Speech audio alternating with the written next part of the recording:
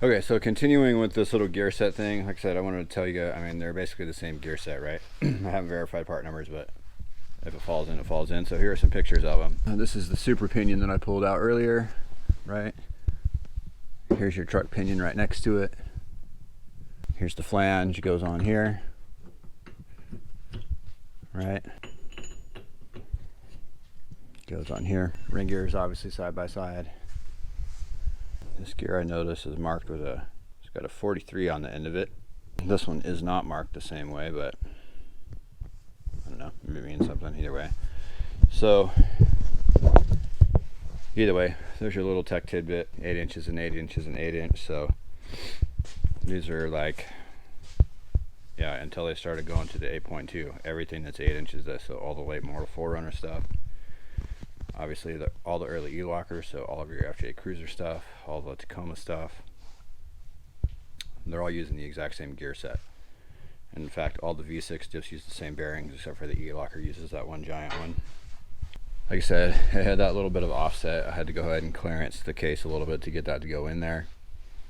And then, of course, the E-locker diff had already been set, already modified and done. So yeah.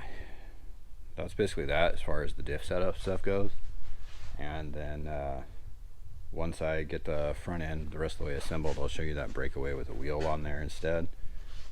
Because yeah, you know, I mean, the bar method isn't very scientific. Hopefully the video can show you that it's obviously way tighter than it was before. I'm going to go ahead and go through the front axle assembly with the felts and rubbers and inner seals and show you all that stuff. So yeah, here we go. So there may be a lot of this and that on the Toyota knuckle studs like that, but here's my opinion. Disclaimer, this is my opinion.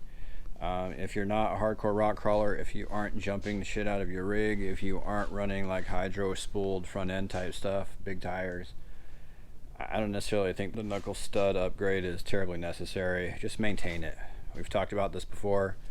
Like this here, what I'm doing is pull the studs out, clean them off, Loctite the stud to the knuckle, okay? The other truck I use red because, you know, it's got the big tires and the hydro assist and all that stuff, but I still torque check it, okay? Unless you're jumping these and beating the shit out of them, the reason they break is because you didn't torque check them and they just worked loose and they broke, okay? That's the long and short of it. So Loctite them into the knuckle and then check them. Simple as that. If you want to get crazy, the other truck, they're red Loctited to the knuckle and then the nut is blue Loctited to the stud. But I still check them. I've still found to add a little bit of torque to them. So if you need to buy the ARP studs from FROR, always buy from the originator, not the Intimidator, or always buy from the originator, not the imitator. The Intimidator. Bernard Doverdale. Next thing will be putting the knuckles and stuff on. So I just wanted to talk about the knuckle stud thing there real quick. And then I'll show you how the felts and rubbers and all that go on coming up here shortly.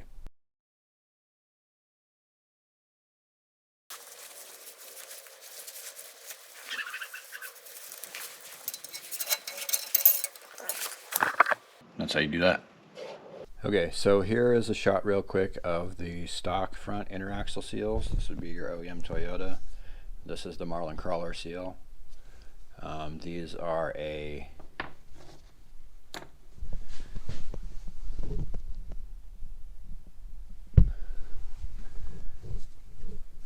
if you can not necessarily consider this a double lip seal, but you can see the sealing surface is much thicker. It's kind of got like a dual surface there.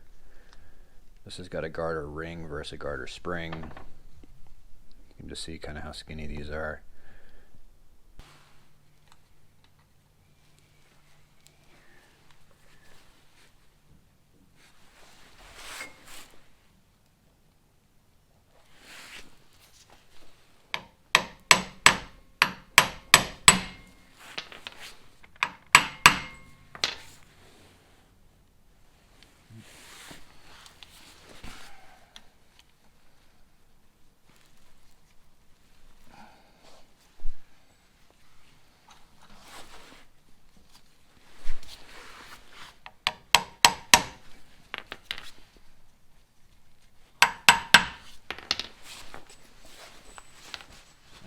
We're going to go ahead and put the front axle together. I'm not going to get super detailed into this. There's other videos and a factory service manual and all that, but I'll just give you a couple of, I guess, of my quick tips here to get this dealt with. I guess you saw me put the felts on and everything, so we're going to get the axles in, get the knuckles on, get the arms on, and go from there. I already packed the Burfields up. Yep, nope, they are not RCVs. Like I said, just more money, and the reality is I've seen stock Burfields go. A lot of times they're just breaking when you're doing something dumb. This truck's going to be on 31s or 32s with a limited slip front. I don't really see it being that much of an issue, and if it is, the next owner can spend his money on it. So that being said, I'm going to go ahead and start putting the knuckles on, get that little assembly going, and show you what's up. Okay, so here we are. Knuckle. A little extra grease on the bearing before we go ahead and install them.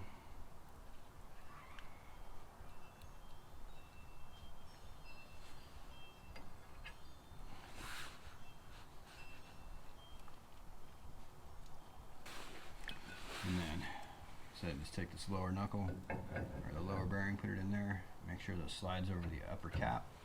So, just a little quickie here while we're on the subject. Shimming your knuckle. So my rule of thumb when you're dealing with shims and bearings is bearings are built to an exacting spec. They should be the same spec as the ones that you took out. So shimming, in a case like this where I took apart an original truck with original knuckles, shouldn't be necessary. I shouldn't need to check it. It should just fit.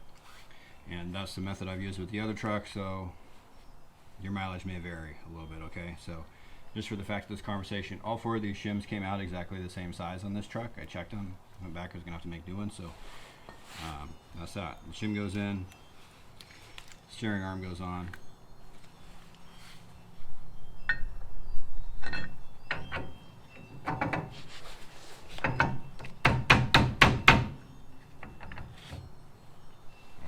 On. So that's pretty much that side, and just a repeat for side 2, side 1, depending on which way you went here.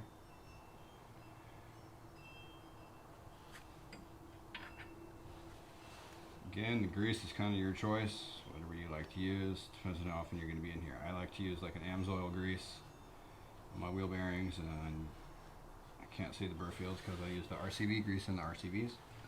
Same thing, and again, in case you're wondering, yes, the knuckles are on the other side because of the steering thing. We talked about that already one time. Shim. Steering arm.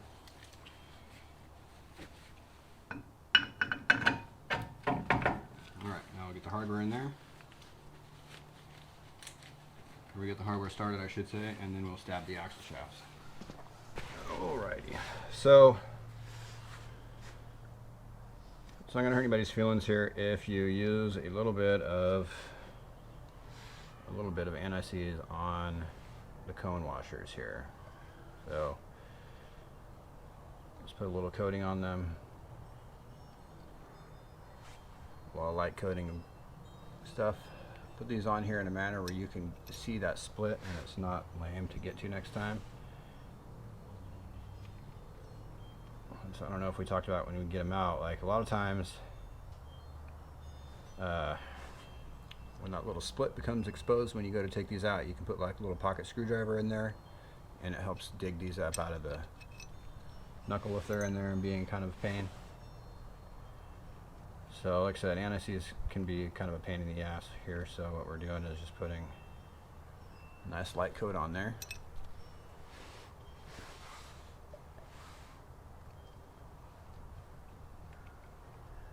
So it tries not to rust in there.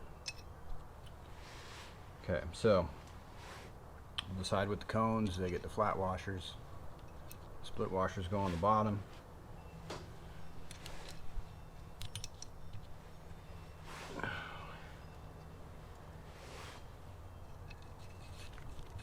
And not doing Loctite on these here. Like I said, this rig is mostly stock. If someone wants to do ARPs on this later, they can. I don't want to make it a total slut for it to come apart for them.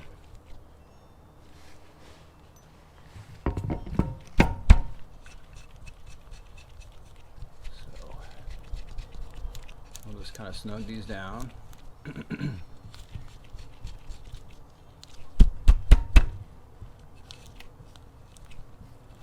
Just don't want the knuckle flopping around here is all. Alright, now we'll go to the other side. Same gig on this side. You just want to put a little bit of anti-seize on the cones and then drop them in the hole.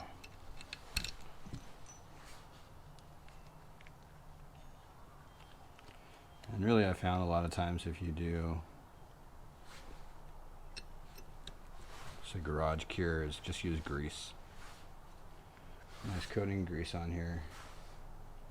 And it'll keep the rust from growing and grime and shit from getting in there.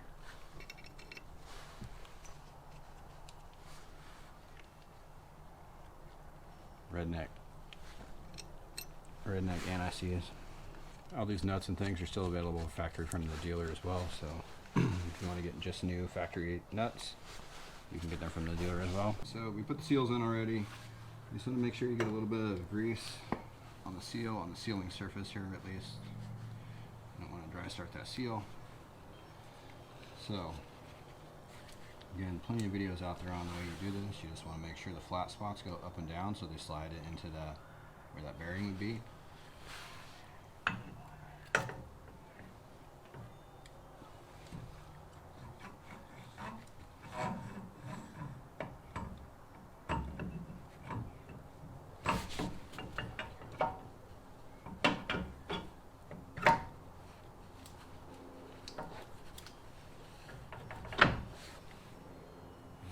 Down.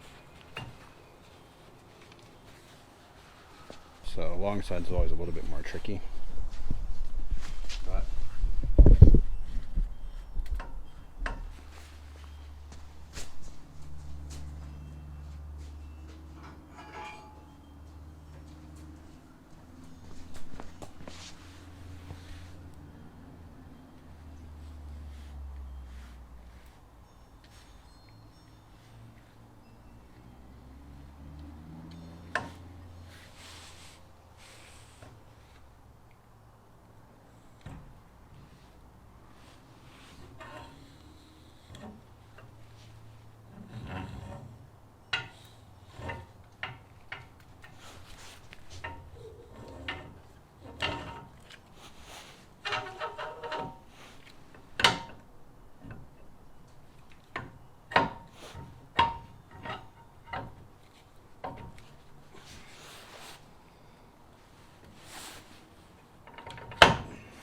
just like that.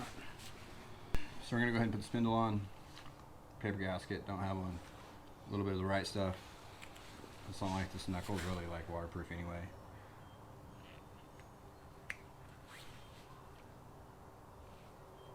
But like I said, you don't need a ton of this. Just want to put a real thin coat on here. That way it doesn't suck to come off next time too.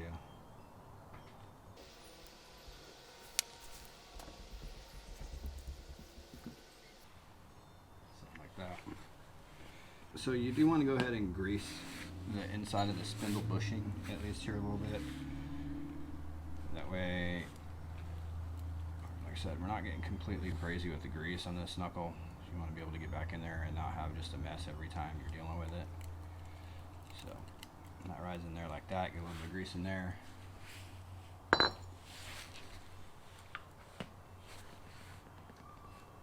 little bit of grease on here. Ooh yeah, ooh yeah, ooh yeah.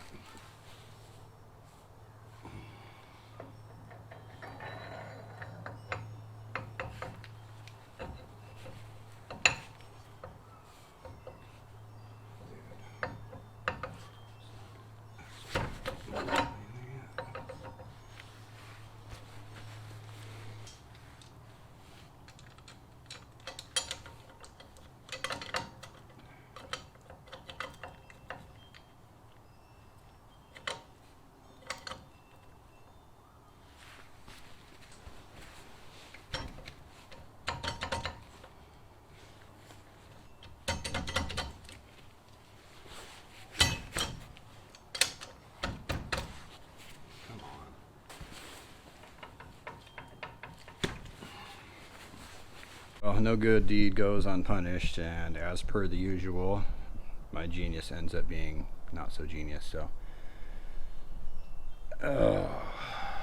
what I have going on is this long side axle won't load. I don't understand what's going on here, but I don't know if you can see in there,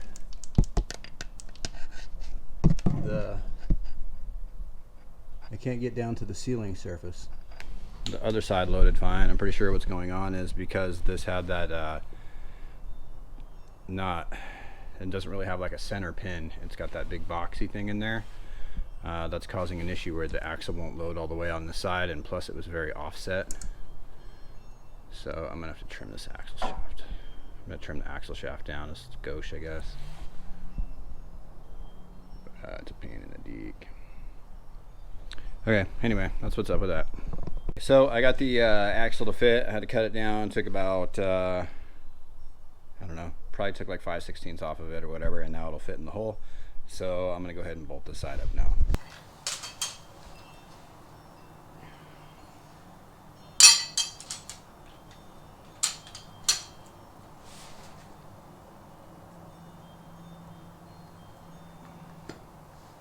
I know you've seen me already do this, but that spindle ended up on the other side because the side wouldn't fit. It was giving me a pain in the ass. So typically, if you have one side that's doing something weird, go see if the other side is doing something weird too, and then that way you can find out what your weirdness is. Figure out what your kink is, I guess, right? Something, something, something, something.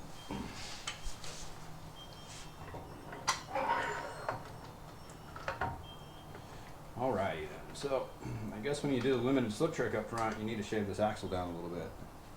Just a lesson here. The other thing I ended up doing here was I had an issue with the aftermarket brake plates that I bought. I really didn't try to warranty with them or anything because another guy was having problems and they were kind of unresponsive. So I made my own plates that actually fit. Bolt up, or I shouldn't say I made them. Paid someone to make them. I'm gonna go ahead and put the felts on here and stuff. What goes on is the steel ring goes in there. I normally put that in with the split oriented at the top.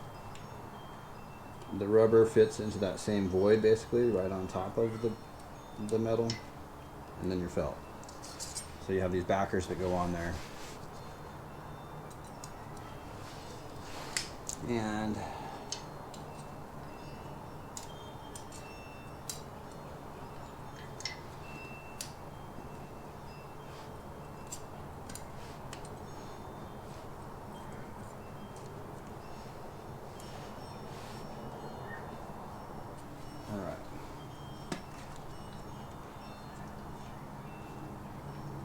bottom one done. Go ahead and just repeat on the top.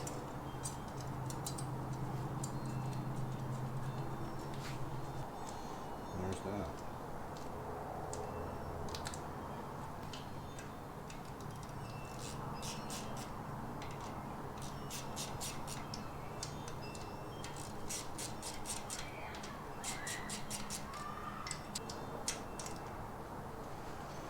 Alright, there's one side. Everybody's got their own ins and out on bearing tightness, preload, all that other stuff. So here's the one thing that I do want to talk about. I've seen it go kind of sideways before. These little Toyota star washers. If you've had the bearings apart, put a new star washer in. It's cheap insurance. This little center tang right here catches on your spindle and engages the lock from turning. Okay, if that tang isn't there, the wheel bearings can turn and they come loose, your wheel falls off. So, just want to touch on that real quick, and then I'll put the bearings together.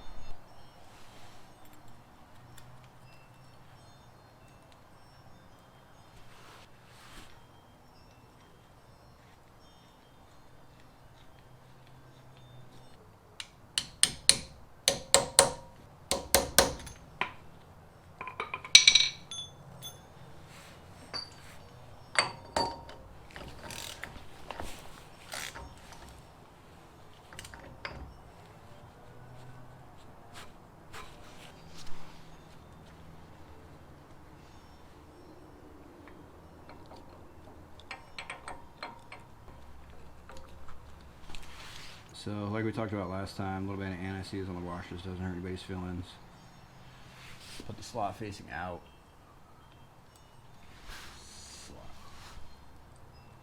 Yes, I didn't pull these out and Loctite them. Again, ARP hub stud upgrade. It's a good idea.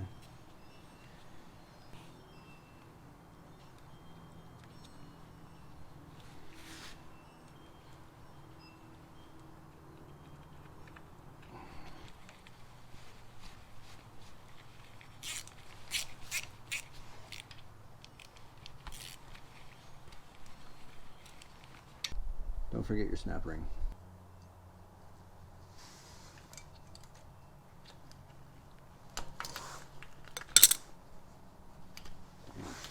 When you go to put this hub dial on, you notice that we've got a wide space and not wide spaces, so the wide space. Anyway, what goes in there is where this pawl reaches over. That has to fit into one of those wide spaces. So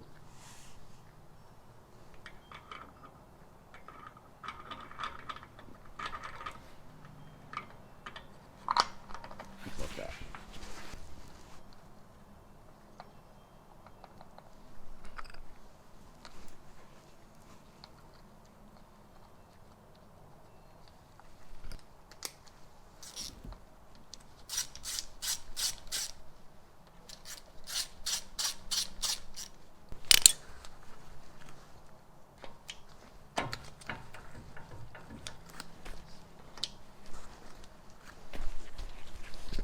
Okay, so I told you I would show you what the limited slip looks like, what the breakaway looks like when I get the wheels back on it or whatever to test it. So I went ahead to try to check it, and it was literally, I pulled one wheel up off the ground just enough to turn, and I couldn't turn it. There's no weight in the truck. So try a different technique here.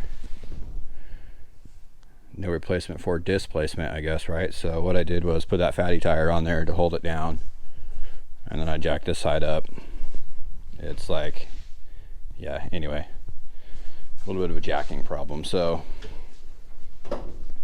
you can see the other wheel also in this picture, but check it.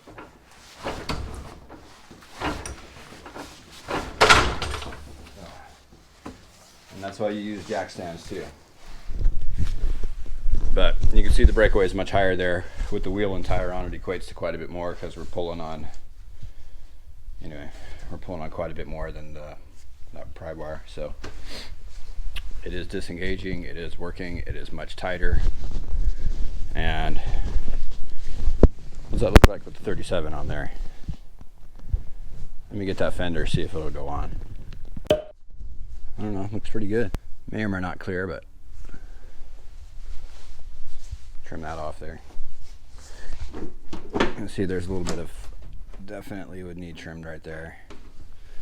And so again, you could see the axle to the front of the frame. That's why the axles move so far forward on the other rig. All right, enough fun, get back to work. That wraps up another episode of Snale Racing. Thank you for watching. Please make sure to like and subscribe.